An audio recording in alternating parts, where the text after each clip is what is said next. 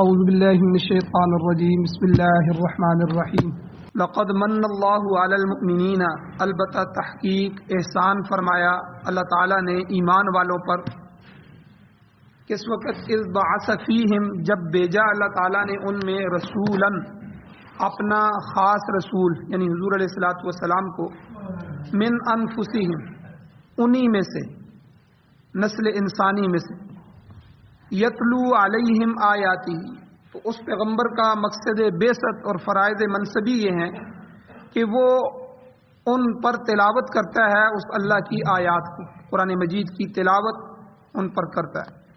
وہ یزکیہم، اور دوسرا مقصد دنیا میں حضور کے بھیجنے کا ان کا تزکیہ نفس کرتا ہے، تصوف۔ وہ یعلمہم الکتاب، اور تیسرا ان کو تعلیم دیتا ہے کتاب کی، کتاب قرآن مجید کی تفسیر ان کے سامنے بیان کرتا ہے۔ والحکمہ، اور چوتھا ان کو حکمت کی تعلیم دیتا ہے، حکمت سکھاتا ہے۔ حکمت سے مراد یعنی اپنی سنتیں۔ وَإِن كَانُوا مِن قَبْلُ لَفِي ضَلَالٍ مُبِينٍ، اور بے شک یہ لوگ اس سے پہلے، حضور کے آنے سے پہلے، کھلی گمراہی کے اندر تھے۔ سورہ آل عمران ہے، آیت نمبر 164 ہے۔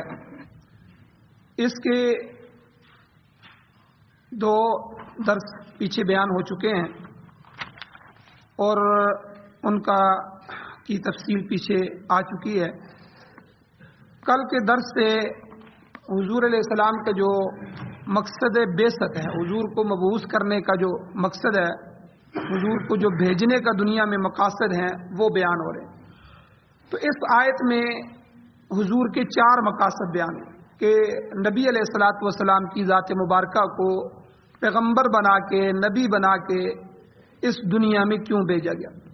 ایک تو اللہ تعالیٰ نے اتنی نعمتیں ہمیں عطا فرمائی ہیں، کسی نعمت پر ہمیں احسان نہیں جتلایا، لیکن یہ 2 نعمتیں علماء لکھتے ہیں کہ ایک تو یہاں حضور علیہ السلام کی ذات، جب اللہ نے حضور ہمیں عطا فرمائے، ہمیں حضور اپنے نبی کی، اپنے محبوب کی امت میں پیدا فرمائے، تو اللہ تعالیٰ نے احسان ہمیں جتلایا کہ لقد من اللہ علی المؤمنین، میں نے ایمان والوں پر یہ بہت بڑا احسان کیا ہے کہ جس پیغمبر کے لیے سارے نبی یہ خواہش کرتے رہے کہ ہم اس کی امت میں ہوں اور ہم اس نبی کو پائیں، اور جن سے اللہ وعدہ لیتا رہا ہو، پیچھے قرآن میں پیچھے گزر چکا ہے کہ اگر وہ تمہارے زمانے میں میرا وہ نبی آ جائے تو لَتُؤْمِنُنَّ بِهِ وَلَتَنْصُرُنَّ، کہ تم نے اس پر ضرور بالضرور ایمان بھی لانا ہے اور اس کی مدد کرنی ہے۔ تو یعنی اس پیغمبر کو، اس حضور کو جو اللہ نے ہمیں عطا فرمایا، تو اللہ نے احسان جتلایا۔ اب اتنا عالی پیغمبر، اتنا بڑا پیغمبر، اس کو دنیا میں کیوں بھیجا گیا؟ تو اس آیت میں، قرآن مجید میں اللہ تعالیٰ نے 4 مقصد حضور کے بیان فرمائے۔ سب سے پہلا کہ یتلو علیہم آیاتی، وہ ان پر میری آیتوں کو تلاوت کرتا ہے۔ کل کے درس میں اس پر تفصیل جو ہے پوری گزر چکی ہے کہ قرآن مجید کی تلاوت کیا ہے، تلاوت کے آداب کیا ہیں، تلاوت کے احکام کیا ہیں، اس کے مسائل کیا ہیں، تلاوت کرتے ہوئے تلفظوں کی درستگی اور تجوید، اس کی اہمیت کیا ہے، اور لحن جلی، لحن خفی، اس کے نماز پر اثرات کیا پڑتے ہیں، یہ کل کے درس میں تفصیل گزر کی تلاوت قرآن مجید۔ آج دوسری چیز ہے کہ حضور علیہ السلام کا دوسرا فریضہ کیا تھا، وہ یزکیہم، پیغمبر ان لوگوں کی تزکیہ کرتا ہے، تزکیہ نفس، مرشد کامل، پیر۔ سارے صحابہ حضور کے مرید تھے اور حضور ان کے پیشوا، مقتدا اور پیر تھے۔ تو گویا کہ تزکیہ نفس جو ہے یہ تصوف کے میدان کی طرف اشارہ ہے کہ حضور علیہ الصلوۃ والسلام کا دوسرا مقصد کہ وہ یزکیہم، ان کا تزکیہ کرنا۔ تو یاد رکھیں، ہمارا عقیدہ ہے کہ حضور علیہ الصلوۃ والسلام اس لحاظ سے امت کے لیے مرشد ہے، کیونکہ تزکیہ نفس کرنا، کسی کے نفس کی اصلاح کرنا، یہ مرشد کا کام ہے۔ تزکیے کا مطلب کیا ہے؟ وہ یزکیہم میں جو حضور کی بعثت کا مقصد اللہ نے بیان فرمایا، تزکیے کا مطلب یہ ہے کہ سب سے پہلے انسان کی باطنی گندگی دور ہو جائے. جس طرح ہمارے ظاہری گندگی ہوتی ہے، ہمارے جسم میں پیشاب لگ گیا، کپڑے پہ کچھ چیز لگ گئی، یہ ظاہری گندگی نظر آنے والی. ایک ہے اندر کی گندگی، اندر کی خباثت، باطنی، اندر سے نفس خراب ہے. جس طرح یاد رکھیں جسم کو بیماریاں لگتی ہیں، اسی طرح روح کی بیماریاں ہوتی ہیں، جسمانی بیماریاں، روحانی بیماریاں. جس طرح علاج جسم کے علاج کے لیے جسمانی ڈاکٹر ہوتے ہیں، اس طرح روح کے علاج کے لیے روحانی ڈاکٹر ہوتے ہیں، جن کو پیر کہتے ہیں، شیخ کامل، مرشد کامل. اب جسم کی بیماریاں کیا ہو گئیں؟ بیمار ہو گیا، بخار ہو گیا، نزلہ ہو گیا، دانے نکل آئے، پھنسی پھوڑے نکل آئے، خسرہ ہو گیا، یا اس سے بڑی بیماریاں آ جائیں گی، کینسر ہو گیا، یا اس سے بڑی بیماریاں، یہ جسم کو لگنے والی ہیں، جسم کو خراب کرنے والی ہیں، جسم کو تباہ کرنے والی ہیں. ان کا علاج از حد ضروری ہے اور وقت پہ ضروری ہے، ورنہ یہ بڑھتی جائیں گی. اور اسی طرح روحانی بیماری جو اندر روح پر لگتی ہے، نفس اور شیطان اس کے دشمن ہیں، وہ ہماری روح کو خراب کرتے ہیں. یہاں تک کہ وہی انسان ٹھیک ٹھاک ہوگا، صحت مند ہٹا کٹا ہوگا، لیکن بد اخلاق ہوگا، جھوٹ بولنے والا ہوگا، وعدہ کر کے بدعہدی کرنے والا ہوگا، نقصان دینے والا ہوگا، دھوکے فریب والا ہوگا. یہ روح کو بیماریاں لگی. اس لیے حضور علیہ الصلوۃ والسلام نے اس کو سمجھانے کے لیے فرمایا کہ جب آدمی گناہ کرتا ہے، گناہ اپنے اعضاء سے کرتا ہے، زبان سے جھوٹ بولا، ہاتھ سے کسی کو تکلیف دی، یا زبان سے گالی دی، یا کوئی اور عمل اس نے ایسا کیا، ان اعضاء سے کیا، لیکن اس کا اثر حضور نے فرمایا گناہ کا دل پر ہوتا ہے. دل مرکز ہے، قلب یہ مرکز ہے ہدایت کا. کسی کے دل کو اللہ ہدایت دیتے ہیں تو یہدی قلبہ، اللہ کہتے ہیں میں ان کے دل کو ہدایت دیتا ہوں. دل اس پر مطمئن ہوتا ہے، دل کی توجہ اس کی طرف بڑھتی ہے. تو گناہوں کے اثر کی مثال کو بھی حضور نے سمجھایا. حضور نے فرمایا کہ جب آدمی گناہ کرتا ہے تو اس کے دل پر سیاہ نقطہ لگ جاتا ہے، پھر وہ دوسرا گناہ کرتا ہے، پھر تیسرا کرتا ہے، اسی طرح اس کے نقطے بڑھتے جاتے ہیں یہاں تک کہ اس کا دل سیاہ ہو جاتا ہے. اب اس سیاہی سے مراد یہ نہیں ہے کہ ہم دوربین لگا کے دیکھیں کہ وہ دل سیاہ ہے کہ لال ہی ہے، بلکہ یہ روحانی چیز ہے. حضور نے اس کو روحانیات میں بیان فرمایا کہ اس کے دل کی جو کیفیات ہیں، جیسے ہم کہتے ہیں کہ دل مطمئن ہو گیا، حالانکہ یہ اطمینان ہمیں نظر تو نہیں آتا، اس کو تو کسی سانچے میں نہیں دیکھا جا سکتا. دل اس طرف ہو گیا، دل نے اس بات کو مان لیا. ٹھیک ہے، تو یہ جو چیزیں ہیں یہ اندر کی چیزیں ہیں، روحانی چیزیں ہیں. تو اس لیے یہ جو دل کے اندر بدمزگی پیدا ہوتی ہے، بیماری پیدا ہوتی ہے کہ دل سیاہ ہوتا ہے، حضور نے فرمایا تو یہ جو ہے یہ اندر روحانی بیماری اس کو لگی. اس کا دل سیاہ ہو گیا، اب اس کا دل تلاوت سننے پہ نہیں لگتا. جو ہی تلاوت کرتا ہے کوئی بندہ وہاں سے اٹھ جاتا ہے، اب اس کو اللہ کا قرآن سننے میں مزہ نہیں آتا، تو وہ قرآن کے لیے وقت نہیں نکال سکتا. ہاں فلم کے لیے 3 گھنٹے بیٹھا رہے گا، 10 گھنٹے بیٹھا رہے گا، یا اپنے اور کاموں کے لیے، دنیا کے کاموں کے لیے یا فضول کاموں کو وقت دے لے گا، اس میں اس کا دل لگے گا. یہ کہتے ہیں دل فلاں پہ لگ گیا. تو اس کی صفائی کا بھی آگے حضور نے فرمایا. اسی حدیث میں حضور نے فرمایا جب وہ بندہ اللہ کا ذکر کرتا ہے تو پھر اس کے دل کی صفائی شروع ہو جاتی ہے، وہ گناہ مٹنا شروع ہو جاتے ہیں. یا بندہ جب توبہ کرتا ہے تو اللہ تعالیٰ 100 سال کے کافر کا جو سیاہ دل ہو چکا ہوتا ہے اس کو بھی چاندی کی طرح چمکا دیتے ہیں، صاف ستھرا دل ہو جاتا ہے، گناہ اس کے ختم ہو جاتے ہیں. تو حضور علیہ الصلوۃ والسلام اس میں یہاں تزکیہ جو ہے، تزکیے کا مطلب یہ ہے کہ سب سے پہلے انسان کی باطنی گندگی درست ہو جائے، باطنی گندگی دور ہو جائے. اس عمل کو بزرگان دین تخلیہ سے تعبیر کرتے ہیں کہ انسان کی تمام رذیل خصلتیں، بری خصلتیں، جیسے کفر یہ دل میں آتا ہے، شرک یہ دل میں آتا ہے، نفاق، بد اخلاقی، ٹھیک ہے، وغیرہ وغیرہ، یہ ساری جو چیزیں ہیں اس کا تعلق اندر باطن کے ساتھ ہے. تو ان تمام بری خصلتوں سے انسان پاک ہو جائے اور ان کی جگہ، ان کی بجائے جو ہے اوصاف حمیدہ، اچھی صفتیں، ان سے انسان متصف ہو جائے، وہ آ جائیں. جیسے شرک ہے، شرک نکل گیا، اس کی جگہ توحید آ گئی. اب دیکھیں صحابہ پر حضور نے جو محنت کی، حضور کیوں مرشد اول ہے، مرشد کامل ہے، حضور کیوں بڑے پیر ہیں، صحابہ مرید ہیں، کہ جو لوگ حضور کی جھولی میں آئے ان کی زندگی پہلی اچھی نہیں تھی، وہ تو سیاہ ہو چکے تھے، ایسا بدترین معاشرہ کہ پوری دنیا میں اس کی مثال نہیں ہے، جاہلیت کے زمانے میں سے گزرنے والے لوگ، اور کون سا جاہل کام تھا جو ان میں نہیں تھا۔ تو لوگ، آپ نے کئی مثالیں، چلتے ہوئے جانور کے جو ہے وہ جسم کو کاٹ کے کھا لیتے تھے، اسی طرح کوئی خون پڑا ہوا ہے جم گیا اس کو اٹھا کے کھا لیتے تھے، آپس میں لڑائیاں چھوٹی چھوٹی باتوں پر، جہالت کا ایک عظیم دور انہوں نے دیکھا۔ لیکن جب شرک کی ان بٹھیوں میں سے گزر کے آئے، جب حضور کے سامنے آئے، حضور نے ایسا سیقل کیا، حضور نے ایسا صفائی فرمائی کہ ان کا دل پاک ہو گیا اور اس کی جگہ توحید آ گئی۔ پھر وہ توحید کیسے آئی کہ حضرت بلال کو پھر جب لٹایا گیا اور ان کے اوپر جو ہے چٹان رکھی گئی اور ان کے جو ہے جسم کو تکلیف دی گئی، لیکن وہ ان کے دل سے توحید کو جدا نہیں کر سکے۔ اس تکلیف میں بھی بلال احد احد احد احد، تم جو مرضی کر لو، میری جان لے لو، لیکن وہ اللہ ایک ہے، تم جن بتوں کی عبادت کرتے ہو، جن کو خدا بنا لیا ہے، وہ کوئی بھی نہیں ہے، اللہ وحدہ لا شریک ہے، اس کی ذات کے ساتھ اس کی صفات کے اندر کوئی دوسری ذات شریک نہیں ہے، چاہے وہ پیغمبر کی ذات ہو، چاہے وہ کوئی ولی ہو، چاہے وہ کوئی انسان ہو، چاہے وہ کوئی جن فرشتہ ہی کیوں نہ ہو، کوئی بھی مخلوق خالق کے ساتھ نہیں مل سکتی، وہ اکیلا ہے، وحدہ لا شریک ہے۔ یہ توحید ان کے دل میں بیٹھ۔ پھر عورتوں کے دل میں، عورت بڑی کمزور ذات ہوتی ہے، تھوڑی سی تکلیف بھی برداشت نہیں کر سکتی، لیکن دیکھیں حضرت زنیرہ کی آنکھیں نکالی گئی، حضرت سمیہ رضی اللہ تعالی عنہا عورت ذات ہے، ابو جہل نے کہا کہ حضور کا کلمہ چھوڑ دو، اس نے کہا کہ نہیں، میں تو حضور نبی کی غلامی کو نہیں چھوڑ سکتی، آقا علیہ السلام کی غلامی میں آ گئی ہوں۔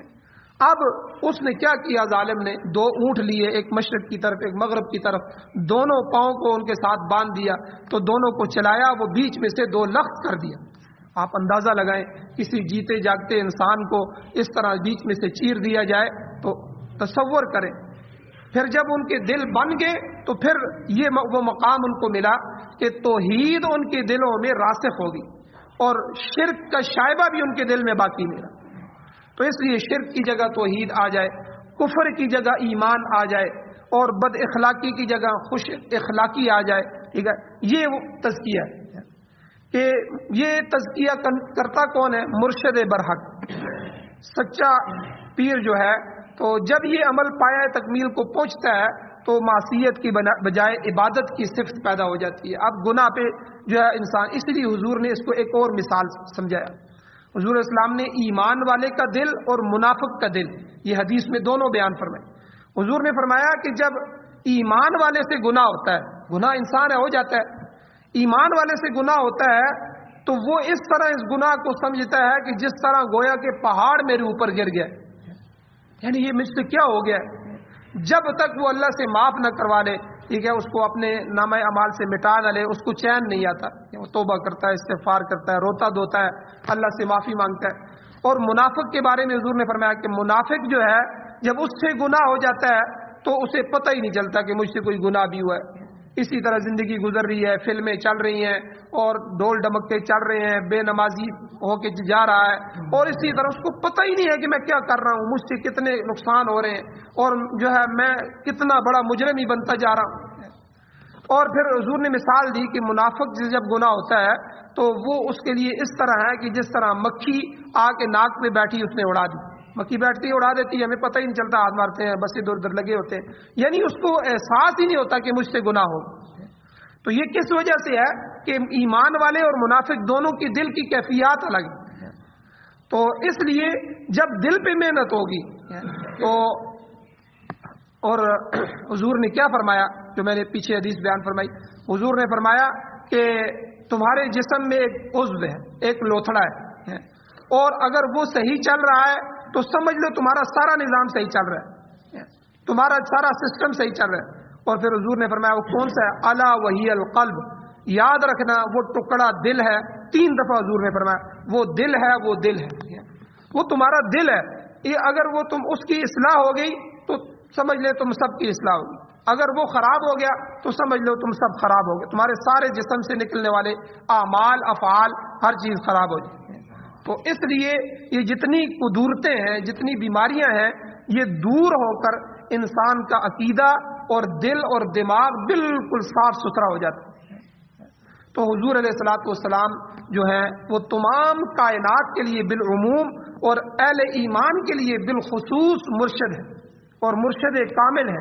آپ علیہ الصلوۃ والسلام نے اپنے صحابہ کی اسی طریقے پر تربیت فرمائی ہے۔ اب میں چند ایک واقعات صحابہ کے آپ کے سامنے رکھتا ہوں کہ جس سے آپ کو پتہ چلے گا کہ حضور نے صحابہ کی اصلاح کیسے فرمائی، کس موقع پہ مرشد جو ہے وہ کیا تلقین کرتا ہے۔ اب جس پیر سے آپ بیعت ہوں گے، شرط یہ ہے، پیر کے لیے بھی شرائط ہیں کہ پیر کیسا ہو، وہ جو کامل ہو اور سنتوں پر عمل کرنے والا ہو، اس کا اپنا کوئی عمل سنت کے علاوہ نہ ہو۔ چونکہ یاد رکھیں جب آپ اور میں سنت پر چلتے ہیں، سنت کے راستے پر، تو اللہ تعالیٰ کے وہ انوارات جو حضور کو ملے، جو حضور کے جسم سے نکلنے والے اعمال کی وجہ سے آئے، وہ انوارات ہمیں ملنا شروع ہو جاتے ہیں۔ تو گویا کہ ہماری حضور سے مناسبت شروع ہو جاتی ہے۔ اسی طرح جب پیر کامل کے اندر جو پیر ہوگا وہ 5 وقت کی نماز، تہجد اور رات کو اٹھ کو رونا، حضور یہی کرتے تھے، جو حضور کرتے تھے وہ کرتا ہوگا۔ حضور سے ایک لمبے لمبے سجدے کرتے تھے، ساری امت کے لیے دعائیں مانگتے تھے، ٹھیک ہے۔ اور صحابہ فرماتے ہیں کہ حضور کی جسم میں جو دل تھا وہ اس طرح ابلتا تھا اور جسم سے آواز آتی تھی جس طرح ہانڈی کی آواز آتی ہے۔ یہ وہ فکر تھی حضور کے اندر کہ میری امت جہنم سے بچ جائے، میرا ایک ایک امتی جہنم سے بچ جائے۔ یہ لوگوں کو کیا ہو گیا؟ اسی لیے حضور نے فرمایا، لوگوں تم بھاگ کے جہنم کی طرف جا رہے ہو اور میں پیچھے سے دوڑ دوڑ کے تم کو کھینچ رہا ہوں۔ حضور نے مثال دی۔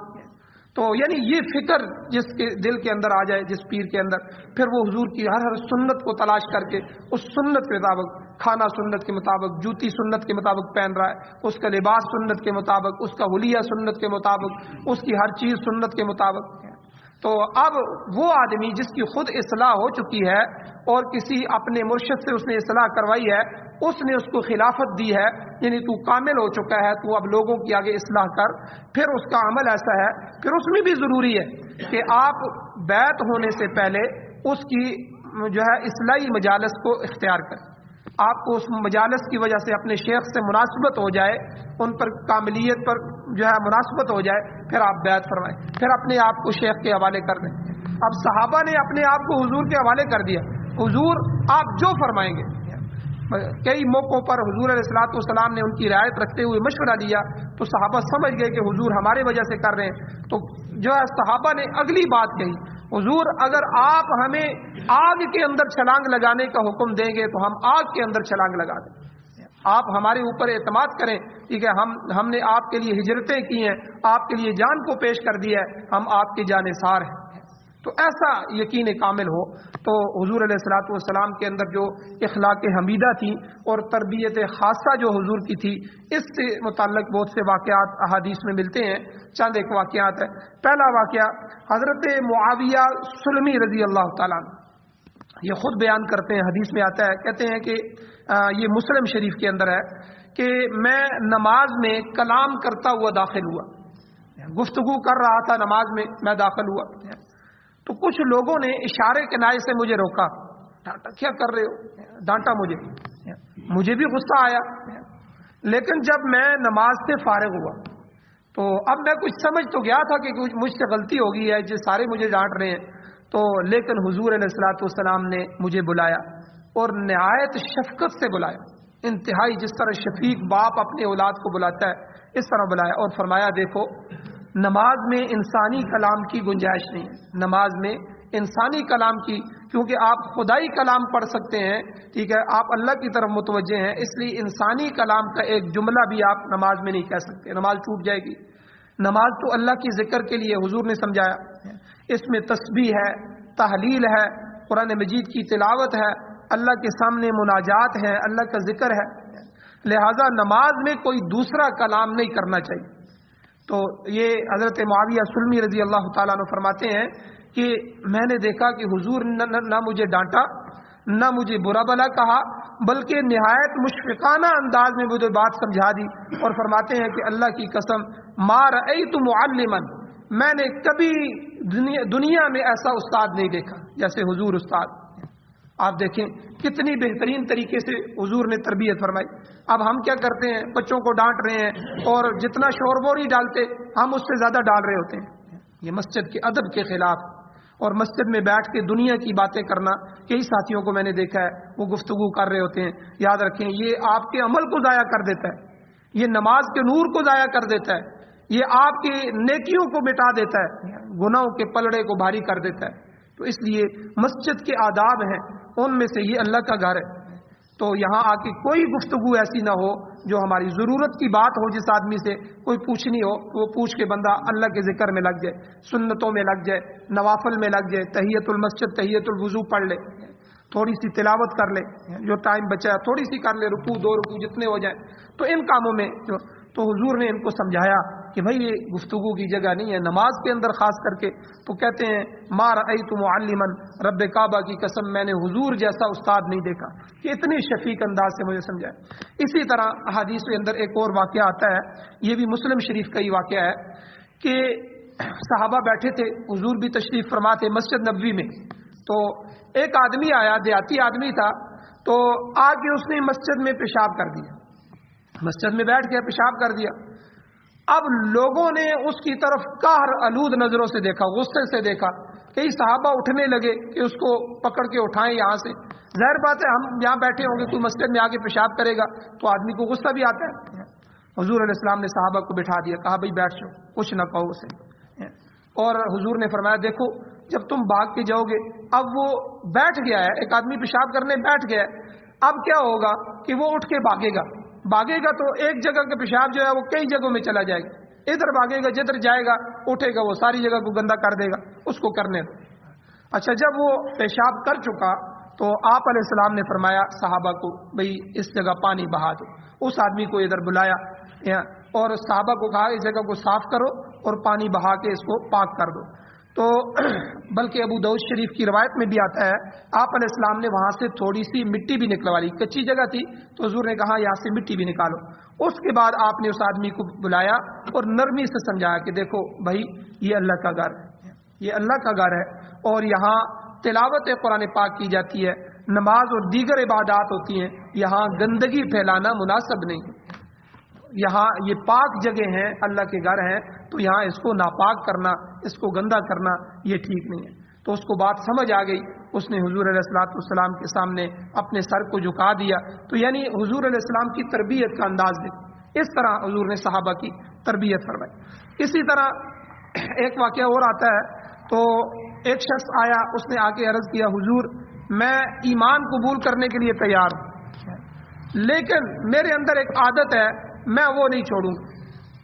اب صحابہ بیٹھے ہوئے تھے, اس نے کہا مجھے زنا کی عادت ہے, میں زنا کروں. اب دیکھیں کہ صحابہ کو غصہ آ گیا, سارے لوگوں کو غصہ آ گیا, بھئی حضور کی مجلس ہے اور بات کیا کر رہا ہے یہ. لیکن حضور علیہ السلام نے سب صحابہ کو خاموش فرمایا. اب اسے سمجھایا کیسے؟ حدیث میں آتا ہے کہ سب سے پہلے اس کو قریب بلایا, آپ نے اپنا ہاتھ مبارک اس کے سر پہ رکھا دست شفقت, پھر دعا فرمائی. یہ 2 عمل حضور نے کیے, ایک تو ہاتھ رکھا, ایک دعا فرمائی. اس کو توجہات کہتے ہیں. حضور نے اس پر توجہ فرمائی اور اللہ کے سے اس کے لیے دعا کی. یہ 2 چیزیں ضروری ہے پیر کے لیے. جب اس کا کوئی مرید ہوتا ہے, ایک تو وہ راتوں کو اٹھ کر اپنی امت کے لیے, ساری امت کے لیے, اور اپنے ان مریدین کے لیے اللہ سے دعا کرتا ہے, اے اللہ جو لوگ مجھ سے اصلاح کے لیے آئے ہیں, اصلاح کی نیت سے آئے ہیں, اے اللہ دل تو آپ کے قبضے میں, اے اللہ ان کی اصلاح فرما, اے اللہ ان کے دلوں کو پاک صاف فرما. پھر اس کے مطابق جو وہ اپنا برائی اپنی چیز ان کے سامنے اپنے شیخ کے سامنے رکھتے ہیں, تو ایک تو ڈاکٹر سے کوئی چیز چھپانی نہیں چاہیے. آپ نے علاج کروانا ہے, چاہے آپ کے مستورہ اعضاء ہے, کوئی چیز بھی ہے, آپ ڈاکٹر کو پورا بتائیں گے, شرم نہیں کریں گے, تو وہ آپ کی جو ہے اصلاح کرے گا, وہ بیماری پکڑے گا, اس کا علاج کرے گا. ایک شیخ سے اپنی بات نہیں چھپانی, کوئی بھی چیز ہے. صحابہ حضور سے کوئی چیز نہیں چھپاتے تھے, جو چیز تھی دل میں آ کے ذکر کر دی, انہیں پتا تھا ہماری اصلاح یہیں سے ہوگی. اب اس صحابی میں یہ بیماری تھی جو ہے, اس آدمی میں, کہا میں ایمان لاتا ہوں لیکن یہ نہیں چھوڑ سکتا. اب حضور سمجھ گئے کہ اس کو اس کی لت لگی ہوئی ہے, اس کا نفس اس کا عادی ہے. اب یہ ہر چیز کو ماننے کے لیے, ایمان کا مطلب یہی ہے کہ میں اس پر ماننے کے لیے تیار ہوں, لیکن یہ گناہ مجھ سے نہیں چھوٹ سکتا. اب صحابہ کو خاموش فرمایا. حضور نے ایک تو اس کے سر پہ ہاتھ رکھا اور دوسرا دعا فرمائی اور تیسرا اس کو ہدایت کی. حضور نے سمجھایا کہ دیکھو بھائی مجھے ایک بات کا جواب دو. اگر کوئی شخص تمہاری ماں سے زنا کرے یا بہن سے زنا کرے یا بیٹی سے زنا کرے یا بیوی سے کرے تو کیا تم اسے پسند کرو گے؟ اس نے کہا حضور کیسی باتیں کر رہے ہیں, میں تو ہرگز پسند نہیں کرتا. تو آپ نے فرمایا کہ دیکھو جن کے ساتھ تم زنا کرو گے, اس گناہ میں ملوث ہوگے, زیادتی کرو گے, وہ بھی تو کسی کی ماں ہے, کسی کی بہن ہے, کسی کی بیٹی ہوگی, کسی کی بیوی ہوگی.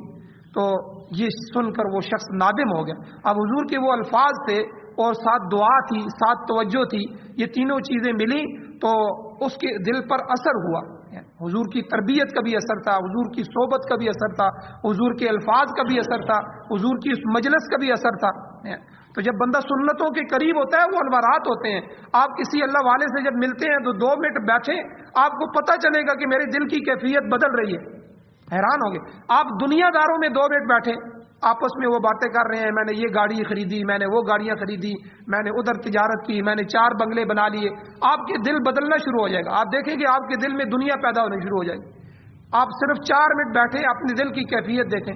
آپ 2 MNA کے پاس بیٹھے تو آپ تیسرے دن وزیر کے خوابیں دیکھنا شروع ہو جائیں گے, میں تو وزیر اعظم بن رہا ہوں. اور اسی طرح اللہ والوں کی مجلس کا اثر ہوتا ہے. آپ 5 منٹ بیٹھیں, کچھ بھی نہ کریں وہاں, صرف ان کی مجلس میں آپ بیٹھیں, وہ آپس میں باتیں کر رہے ہوں گے یا کچھ بیان کر رہے ہوں گے, آپ اپنے دل کی کیفیت کو دیکھیں کہ آپ کا دل بدلنا شروع ہو جائے گا. اس میں شرمندگی آنی شروع ہو جائے گی, آپ کو اپنے گناہ یاد آنے شروع ہو جائیں گے, آپ کا اللہ کے ساتھ تعلق بننا شروع ہو جائے گا. یہ مجالس کا اثر ہوتا ہے. اور حضور کی ان کیفیات کا اثر تھا صحابہ پہ. اب حضور نے اس صحابی کو فرمایا, دعا بھی کی, اپنا ہاتھ بھی اوپر رکھا اور سمجھا بھی رہے ہیں, اور سار صحابہ کی صحبت بھی ہے اور حضور کا اثر تھا, مجلس بھی تھی, یہ ساری چیزیں ملی. اب حضور علیہ الصلوۃ والسلام نے عجیب طریقے سے سمجھایا, ان کا سر جھک گیا, نادم ہو گئے, شرمندہ ہو گیا, اور فرمایا حضور میں ہمیشہ کے لیے اس سے تائب ہو گیا ہوں, میں توبہ کرتا ہوں, آج کے بعد میں کبھی یہ گناہ نہیں کروں گا. اور پھر اس کے بعد وہ صحابی فرماتے ہیں, کہتے ہیں کہ اس حضور کے ہاتھ کی برکت اتنی تھی اور حضور کی دعا اتنی تھی کہ مجھے کبھی بھی میرے دل میں کبھی زنا کا خیال بھی نہیں آیا. یعنی اس کے بعد میرے دل میں کبھی خیال نہیں آیا. تو یہ حضور کی دوسری چیز تھی کہ وہ یزکیہم تزکیہ نفس, یعنی حضور صحابہ کو دیکھتے تھے, ان کی ہر حرکت کو نوٹ کرتے تھے. یہ کیا ہے؟ ایک دفعہ حضرت فاطمہ آئی, ٹھیک ہے, حضرت فاطمہ رضی اللہ تعالیٰ عنہ گھر کا کام کرتی تھی, چکی پیستی تھی اور مشکیزیں پانی کے بھر کے. تو حضرت علی رضی اللہ تعالیٰ عنہ نے فرمایا کہ فاطمہ دیکھو حضور کے پاس چند لونڈیاں غلام آئے ہوئے ہیں, تم اتنے مشقت کرتی ہو, اپنی معاونت کے لیے کوئی غلام لے آؤ, حضور تقسیم کر رہے ہیں. تو کہتے ہیں کہ حضرت فاطمہ کی حدیث میں آتا ہے کہ حضور علیہ الصلوۃ والسلام کو دیکھا, کچھ کہہ نہ سکیں, پھر آ گئی. حضور نے دیکھ لیا کہ بیٹی آئی تھی, بڑی محبت فرماتے تھے حضور حضرت فاطمہ سے. حضور جب وہاں سے فارغ ہوئے تو بعد میں فارغ وقت میں ان کے گھر تشریف لائے تو پوچھا بیٹی فاطمہ صبح آئی تھی؟ تو فرمایا کہ حضور میں تو ابا جی اس لیے آئی تھی, حضرت علی نے یہ فرمایا تھا کہ تم دن بھر کام کرتی ہو, تھک جاتی ہو, سارے کام کرتی ہو, تو لونڈیاں غلام آئے ہوئے ہیں تو ایک غلام لے لو اپنے لیے, ایک لونڈی لے لو جو آپ کے ساتھ معاونت کرے. تو حضور علیہ السلام نے فرمایا دیکھو بیٹی, پہلی بات تو یہ ہے کہ مدینے کے یتیم ان کے زیادہ حقدار ہیں, حضور کے گھرانے سے بھی زیادہ مدینے کے یتیم میں نے ان لوگوں کو دیا ہے تاکہ ان کے لیے جو ہے آسانیاں ہو جائیں. اور دوسرا فوراً حضور نے فرمایا کہ اے میری بیٹی میں آپ کو ایسا عمل نہ بتاؤں جو ان غلاموں سے بھی بہتر ہے. پھر حضور نے ان کو تسبیحات فاطمیہ دی, یہ جو ہم تسبیحات پڑھتے ہیں نا صبح کے بعد, 33 مرتبہ سبحان اللہ, 33 مرتبہ الحمدللہ, 34 مرتبہ اللہ اکبر. فرمایا میری بیٹی آپ فجر کے بعد یا عصر کے بعد آپ ان کو پڑھ لیں, اللہ تعالیٰ ان جو ہے بے شمار غلاموں سے زیادہ آپ کو اجر عطا فرمائے. آپ دیکھیں اس دل کو حضور نے فوراً اعمال کی طرف متوجہ کر دیا, یہ عمل بتا دیا, عمل کی قیمت کو سامنے لے آئے. کہ اسی طرح ایک اور واقعہ آتا ہے کہ ایک جنگ میں ایک صحابی تھے, ان کے حصے میں جو غنیمت آئی انہوں نے وہ تیر تھے, تلوار تھے, دوسرے کو بیچا, اس سے چیز لے کے دوسرے کو بیچا. ان کے پاس درہم آ گئے, انہوں نے خرید و فروخت کی وہیں اسی میدان میں, درہم آ گئے. اب وہ درہموں کو اچھال رہے اور خوش ہو رہے ہیں کہ میرے پاس یہ رقم آ گئی ہے. حضور نے دیکھ لیا, حضور نے بلایا تو فرمایا کہ یہ کیا ہے؟ انہوں نے کہا حضور اتنی اوقیہ چاندی مجھے نفع میں آ گئی ہے, میں نے یہ چیزیں بیچی ہیں یا اپنے حصے کی. تو حضور علیہ الصلوۃ والسلام نے فوراً اعمال کی طرف فرمایا اگر تم 2 رکعت نماز نفل پڑھو تو یہ تمہارے لیے اتنے درہم اور دینار سے زیادہ قیمتی، یعنی دنیا کے مقابلے میں ایک عمل کی قیمت بتا دی. یعنی ان کے دل کو، چونکہ حضور پیر تھے، سمجھ گئے کہ یہ دنیا ان کے دل میں بیٹھ رہی ہے، اس کی وجہ سے یہ خوش ہو رہے ہیں. حضور نے فوراً عمل کی طرف متوجہ فرمایا کہ بھئی 2 رکعت اس سے تو زیادہ قیمتی ہیں، ان پہاڑوں سے بھی زیادہ قیمتی ہیں. اتنا سونا تمہیں مل جائے، 2 رکعت اللہ کے دربار میں تم پڑھتے ہو، یہ ایک پہاڑوں جیسے سونے سے بھی زیادہ قیمتی.